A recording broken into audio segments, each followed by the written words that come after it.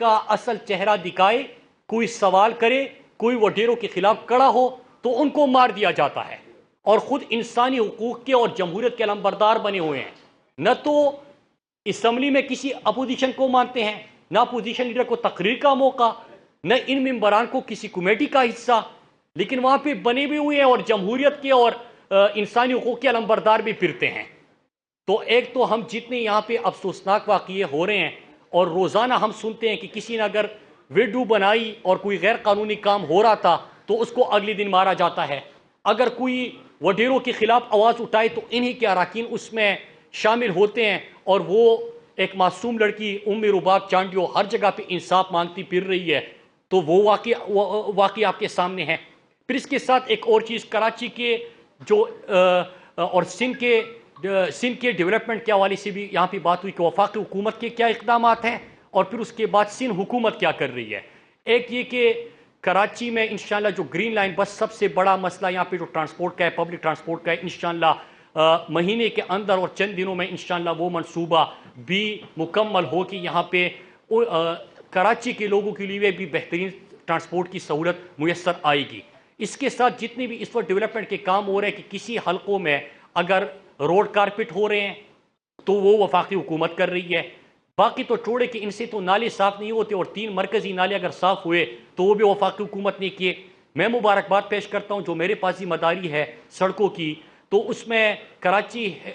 حیدرآباد سکر کا بڈز آ چکے ہیں، اور انشاءاللہ جلد پرائم منسٹر عمران خان اس کا بھی افتتاح کریں گے۔ اس کے ساتھ عمرکوٹ میں کل ایک سڑک ہماری مکمل ہو گئی، 2 مزید بن رہے ہیں، اس کا ہم افتتاح کرنے جا رہے ہیں۔ اس کے ساتھ ساتھ تقریباً 11 بلین کے ہماری جو پرانی کراچی سے کوئٹہ جو شارع اور باقی ہمارے جو روڈز تھے جس کے اوپر مرمتی کام رہتا تھا، تباہ حال کا شکار تھے، اس کے اوپر ہم کام کر رہے ہیں۔ اس طرح کراچی سرکولر ریلوے ہو گیا، باقی منصوبے ہو گئے، تو وفاقی حکومت اس میں اپنا وفاقی حکومت کر کے 4 کا منصوبہ وفاقی حکومت انشاءاللہ وہ بھی پورا کرے گی۔ ایک اور چیز کہ جب عالمی وبا آئی تھی کرونا میں، تو اس وقت آپ کو یاد ہوگا کہ یہ فرزند زرداری روزانہ پہ آ کے، اور دوسرا تو انل کپور بن گیا تھا، آپ کے سامنے آتا تھا، پتہ نہیں کہ کس قسم کی ایکٹنگ کرتے تھے، اور انہوں نے راشن کا وعدہ کیا، روئی زمین پہ وہ راشن تو کسی کو نہیں ملا، لیکن تقریر اور بھاشن روز سننے کو آپ لوگوں کو ملتا تھا، صحافیوں کو بھی، ہمیں بھی۔ پروجیکٹ کلائمیٹ چینج کے حوالے سے اور باقی دنیا اس کو اپریشیٹ کر رہی ہے۔ اس کے ساتھ ساتھ ہمارا کامیاب جوان پروگرام کہ کوئی بھی نوجوان پاکستان کا اپنا پروجیکٹ لے کے آتا ہے، اس کو حکومت پاکستان اس کی تعاون کرتی ہے، اور وہ خود اپنے پاؤں پہ کھڑا ہوتا ہے اور اپنے ساتھ دوسروں کے کاروبار کو اٹھاتا ہے۔ پھر اس کے ساتھ کامیاب پاکستان کا انشاءاللہ اگلے ہفتے پرائم منسٹر صاحب ایک اور پروگرام لے کے آ رہے ہیں۔ اس سے کیا ہوگا کہ ہم، اور یہ بھی سنیے گا کہ صحت انصاف کارڈ میں بھی سندھ حکومت نہیں،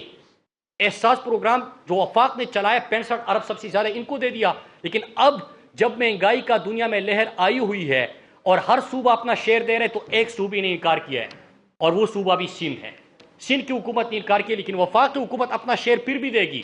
ہم اپنی سندھ کے لوگوں کو اکیلا نہیں چھوڑیں گے، ہم ان کے لیے ریلیف دے رہے ہیں، لیکن اگر آپ آلریڈی 350 روپے گندم زیادہ مہنگا بیچ رہے ہو، 50 روپے آپ چینی مہنگی بیچ رہے ہو، تو جو وفاق حکومت سبسڈی دے گی اس کا کیا امپیکٹ آئے گا؟ تو یہ کامیاب پاکستان پروگرام، اس کے ساتھ ہمارا نیا پاکستان ہاؤسنگ پروگرام، اور موٹر ویز کی سندھ کو ابھی تک موٹر وے نہیں ملا تھا۔ میں آپ سب کو بتاتا ہوں کہ پہلا موٹر وے انشاءاللہ عمران خان کی حکومت میں آپ کے لیے اس کا آغاز ہوگا۔ باقی میں ادھر ہی ہوں، آپ لوگوں سے بھی گپ شپ رہی گی انشاءاللہ، اور آج تفصیلی گفتگو انشاءاللہ کروں گا ہمارا کیماڑی میں جو ورکر کنونشن ہے اس کے اندر، اور کل عمرکوٹ میں جو ہمارے جلسے ہیں۔ جی سر، مراد علی شاہ صاحب ایک روڈ ہے نا سیون شریف، ہاں، اس کا اکثر ہر پریس کانفرنس میں ذکر کرتے ہیں کہ ہم نے اپنے حصے کے پیسے دے دیے، نون لیگ کے دور سے وہ پیسے دے دیے، وفاق اس کو کمپلیٹ نہیں کر رہا،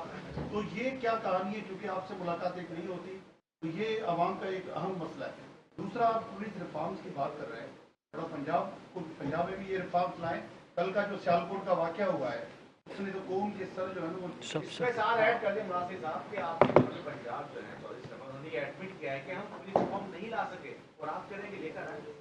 دیکھیں، پہلی چیز، سیون شریف والی سڑک جو ہے وہ جب ہمیں ذمہ داری ملی تو وفاقی حکومت نے اس کے اوپر بالکل کام نہیں کیا تھا، ہم نے اس کے اوپر کام کا آغاز کر دیا۔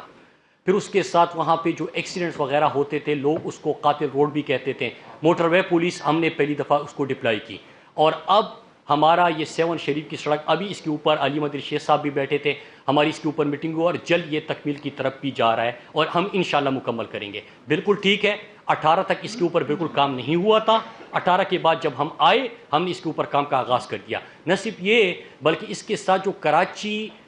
کوئٹہ چمن خوزدار، یہ جو ایک شاہراہ ہے جو پاکستان کے لیے سب سے امپورٹنٹ ہے، اس کے اوپر بھی بڑے ایکسیڈنٹس ہوتے ہیں، اس کی مینٹیننس کا کوئی نظام نہیں تھا، تو یہ مینٹیننس کا ہم نے آغاز کیا، اور ساتھ ہی ہم اس کو بھی کراچی سے 796 کلومیٹر کی جو شاہراہ بن رہی ہے اس کو بھی انشاءاللہ ہم بنائیں گے۔ پہلا سیکشن اس کا جو کوئٹہ میں آتا ہے، بلوچستان میں آتا ہے، اس کا ٹینڈر بھی ہو چکا ہے، اور اگلے ہفتے انشاءاللہ پرائم منسٹر عمران خان اس کا افتتاح بھی کر رہے ہیں، اور اگلے 2 فیزز جو ہے ایک پبلک پرائیویٹ پارٹنرشپ پہ ہم کریں گے، تو کراچی تک یہ 796 کلومیٹر کی سڑک بھی ہم اس کو بنائیں گے۔ پولیس ریفارمز کی آپ نے بات کی، میں نہیں کہہ رہا کہ جب ہمیں خیبر پختونخوا میں حکومت ملی اور دہشت گردی سے تباہ شدہ صوبہ تھا، آپ کو پتہ ہے، تو اس کے بعد جو ریفارمز آئے پوری دنیا نے، پورے پاکستان نے اس کو اپریشیٹ کیا۔ جہاں تک گورنر صاحب کی سٹیٹمنٹ کا آپ کا تعلق ہے، پرسوں جو سوشل میڈیا پہ وائرل ہوا تھا وہ ان کی سپیچ کا 10-20 سیکنڈ کا ایک ٹکڑا کسی نے کیا تھا اور اس کی وضاحت بھی آ گئی تھی، تو میرے خیال سے وہ وضاحت ہی کافی ہے۔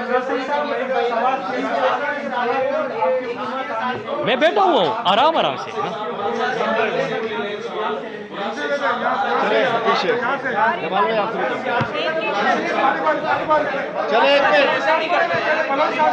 جمال صدیقی صاحب شروع کر لیتے، ہاتھ اٹھا دیں، ساروں کے جواب دوں گا۔ مراد علی شاہ نے یہاں پر راشن دینے کا جو اعلان آپ نے بتایا کہ پورا نہیں کر سکا، ایک وعدہ آپ نے بھی کیا تھا عوام کے ساتھ کہ جب عمران خان آئیں گے وزیر اعظم بنیں گے تو 200 ارب روپے ڈالر آئیں گے اور ہم سب کے منہ پہ مارتے جائیں گے۔ وہ 200 ارب تو نہیں ہے، لیکن پاکستان یوں لگ رہا ہے کہ IMF کی ایک کالونی بن گئی ہے، ہر بندہ تقریباً 200% سے زیادہ مقروض ہو چکا ہے۔ کرپشن، ادویات، کورونا کے ادویات میں کرپشن ہوئی اور دیگر جو پوسٹ آفس کے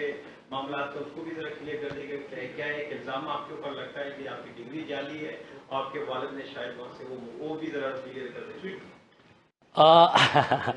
پہلی چیز یہ کہ انہوں نے کہا کہ